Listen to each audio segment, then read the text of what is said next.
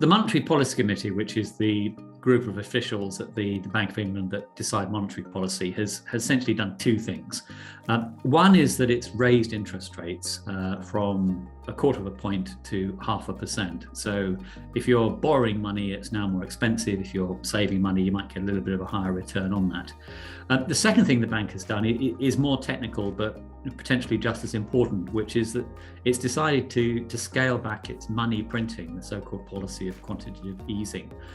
It's already stopped buying assets using newly created money, but from now on, when those assets mature, it'll stop reinvesting the proceeds of those assets again. So it's going to start running down the amount of money that it's pumped into the economy, and that could be pretty important in terms of the impact on inflation as well. Well, the simple answer is it's worried about inflation. That, at the end of the day, of course, is the Bank of England's main priority is to keep inflation down. It has an inflation target of 2%, but inflation is already 5.4% in the latest official numbers that we've got.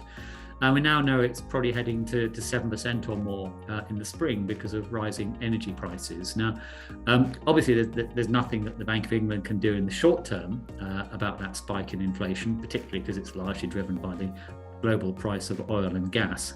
But it can at least prevent a rise in inflation from becoming permanent by sending a strong signal now that it's serious about getting inflation down over the medium to longer term. That'll keep inflation expectations down, and it prevent a short-term increase from inflation becoming a permanent shock to the economy.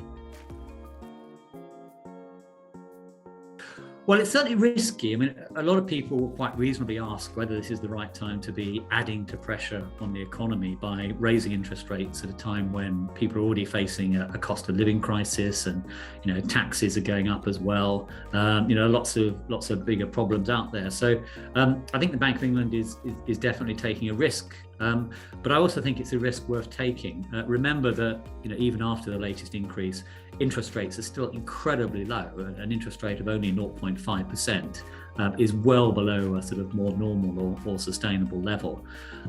So in a sense, we still got the foot firmly on the accelerator rather than slamming it on the brakes. I think also that even if an interest rate increase now is painful for some people, it is a price worth paying to prevent inflation from becoming stuck in the economy. At the end of the day, a small increase in interest rates now is going to be far less painful than a prolonged period of high inflation, and potentially bigger increases in interest rates further down the line if the Bank of England has to do more to catch up. Well, if you enjoyed that conversation, why not watch one of these other videos? And while you're here, remember to hit the subscribe button and the notification bell. That way, you'll never miss out on a single IEA broadcast.